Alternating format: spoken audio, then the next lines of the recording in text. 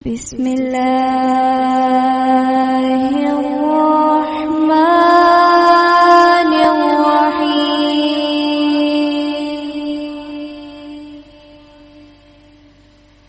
तबारकल्लज़ी बियदिहिल मुल्कु वहुव अला कुल्लि शैइन क़दीर।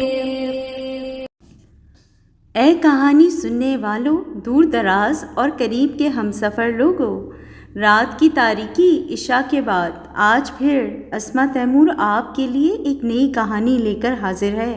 अस्सलाम वालेकुम।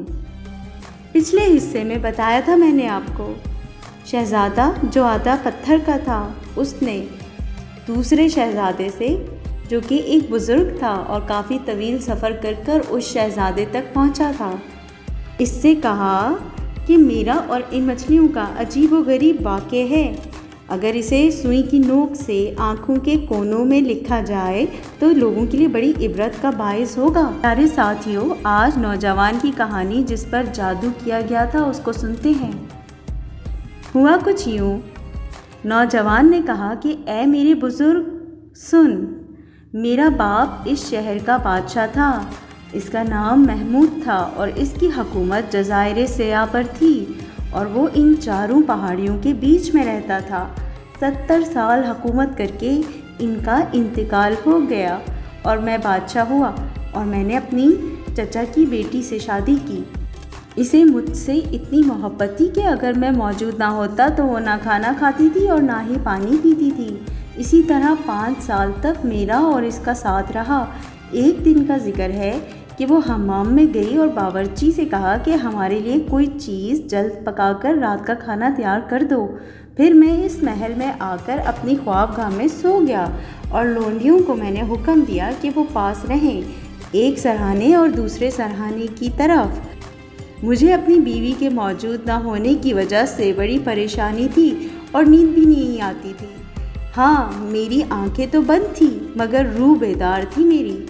अब मैं क्या सुनता हूँ कि सरहाने वाली लौंडी दूसरी लौंडी से कह रही है, ए मसूदा, मुझे अपने आका और इसकी जवानी पर तरस आता है।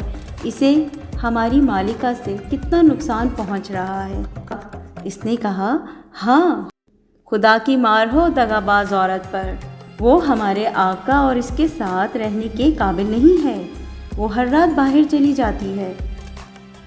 फिर सर पे खड़ी हुई जो मेरी लौंडी थी उसकी मुझे आवाज़ आई। फिर इन्होंने कहा कि हमारा आका गूंगा है या इस पर जादू टोना किया गया है कि वो इससे बाज पुर्स नहीं करता। इस पर दूसरी लौंडी ने कहा कि चल, वो हमारा आका है, या तो वो सब कुछ जानता है या इसने इसे इख्तियार दे रखा है। तुझे मालूम नहीं कि पानी का जो प्याला वो उसे रात में सोते वक्त पिलाती है, उसमें वो भंग मिला देती है और इसे दुनिया और माफिया की खबर नहीं रहती और ये भी इसे मालूम नहीं होता कि वो कहाँ जाती है। जब वो सो जाता है भंग पीकर तो वो अपने बेहतरीन कपड़े पहनती है, अत्तर लगाती है और तड़के तक गायब रहती है। जब वो वापस आती है तो उसको पता नहीं किस चीज़ की धुनी देती है और वो जाग उठता है। जब मैंने लौंडी को ये कहते सुना तो आंखों के आगे अंधेरा छा गया मेरी, लेकिन बादशाह मुझे इसका यकीन ना आया। यहाँ तक कि दूसरी रात हुई और मेरी चचा की बेटी हमाम से निकली। हमने दस्तरखान बिछाकर खाना खाया और थोड़ी देर तक बैठकर बातें करते रहे, जैसा कि हर रोज़ हम किया करते थे। फिर इसने मेरे लिए वो पानी मंगवाया जिसे हर रोज़ मैं सोते वक्त पीता था और मुझे एक गिलास भर कर दिया। मैंने इस पर जाहिर किया कि मैं हर रोज़ की तरह पी गया, मगर मैंने इसे गिरेबान में उंडेल दिया और फ़ौरन लेट गया और सो गया झूठ मूठ। इसके बाद मेरी चचा की बेटी ने मुझसे कहा कि रात भर सोता रहना, मत जागना। खुदा की कसम, मुझे तुझसे और तेरी सूरत से नफ़रत है और मैं तेरे साथ रहने पर लात मारती हूँ। ना मालूम खुदा कब तेरी रूह कब्ज़ करेगा। ये कहकर वो उठी और उसने अपने बेहतरीन कपड़े पहने और अत्तर लगाया और मेरी तलवार लेकर कमर से बांधी और महल के दरवाजे खोले और चलती हुई मैं उठा और इसके पीछे पीछे हो लिया और महल से बाहर आया वो शहर के गली कूचों में होती हुई शहर के दरवाजे पर पहुंची। वहाँ इसने कुछ पढ़ा जो मुझे बिल्कुल भी समझ में नहीं आया और सारे कुफल खुलकर गिर पड़े और दरवाजे अपने आप खुल गए। वो शहर से बाहर निकली और मैं इसके पीछे पीछे लगा हुआ था, मगर इसको इस बात की खबर भी ना थी। यहाँ तक कि कूड़े के 2 ढेरों के बीच में पहुँची और एक झोपड़ी के पास आई जो ईंटों की बनी हुई थी और इस पर एक गुंबद था और इसका एक दरवाज़ा। वो अंदर दाखिल हुई और मैं गुंबद के ऊपर चढ़ के पेट के बल लेट गया और इन्हें झांकने लगा। अब मैं क्या देखता हूँ कि मेरी चचा की बेटी तो एक हबशी गुलाम के पास आई है। उसके इतने बड़े बड़े होंठ थे, वो अपने होंठों से कंकरियों के ऊपर से रेत चुन सकता था और दूसरा कालीन की तरह था बिल्कुल। वो फटे पुराने कपड़े पहने प्याल के फर्श पर पड़ा हुआ था। मेरी चचा की बेटी ने ज़मीन को बोसा दिया। गुलाम ने सर उठाकर इसे देखा और कहने लगा, ऐ मर्दूद, तू अब तक कहाँ थी? मेरे पास मेरे इतने सारे दोस्त आए थे। मैं चाहता था कि तू उन्हें चाय बनाकर पिला दे, पर तू तो आई ही नहीं। मैंने भी तेरी वजह से ना खाना खाया और ना ही पानी पिया। उसने जवाब दिया, ऐ आका मेरे प्यारे, मेरी आँख के तारे, तुझे मालूम है कि मैं अपने चचा के भाई की बीवी हूँ और मुझे इसकी सूरत से सख्त नफ़रत है।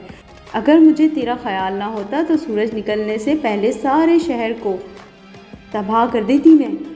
और इसमें कौवे और उल्लू बोलने लगते और गीदड़ और भेड़िए आकर रहते और इसकी ईंटें और पत्थर कोई काव के पीछे फेंक आती। गुलाम ने कहा, तुम झूठ बोलती हो, मुझे हबशियों की इज्जत की कसम है और हमारी शराफत को गोरे लोगों की शराफत ना समझ। अगर आज के बाद तूने इतनी देर लगाई तो मैं तुझसे कभी बात ना करूँगा। तुम मेरे साथ आँख मचोली खेलती हो, अब दफ़ा हो जाओ यहाँ से। मैंने जब ये बातें सुनी और जो कुछ इनके दरमियान हो रहा था मैं सुन और देख रहा था तो दुनिया मेरी आंखों में तारीक हो गई और मुझे ये भी मालूम ना रहा कि मैं कहाँ हूँ। मेरी चचा की बेटी खड़ी इसके आगे रो रही थी और इसकी खुशामद करती और गुलाम से कहती कि ऐ मेरे प्यारे, मेरे जिगर पारे, अगर तू मुझसे नाराज़ होगा तो मेरा दुनिया में और कौन है? अगर तू मुझे निकाल देगा तो मैं किसके पास जाऊँगी?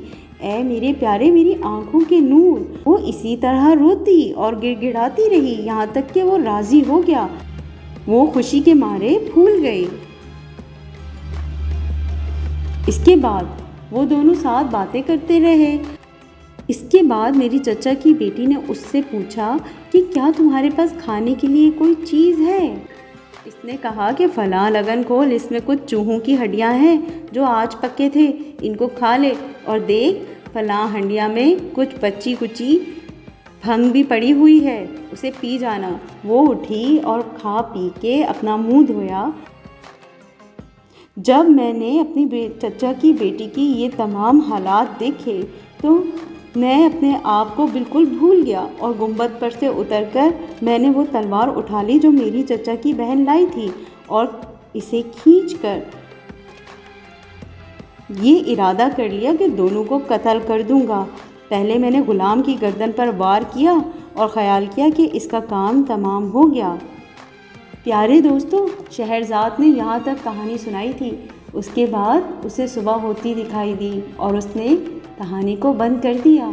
मैं भी आपके पास से इजाज़त चाहती हूँ और अगली किस्में आपके पास में दोबारा हाजिर होंगी एक नई कहानी के साथ। नई कहानी के साथ नहीं, हम इसी कहानी को आगे बढ़ाएंगे।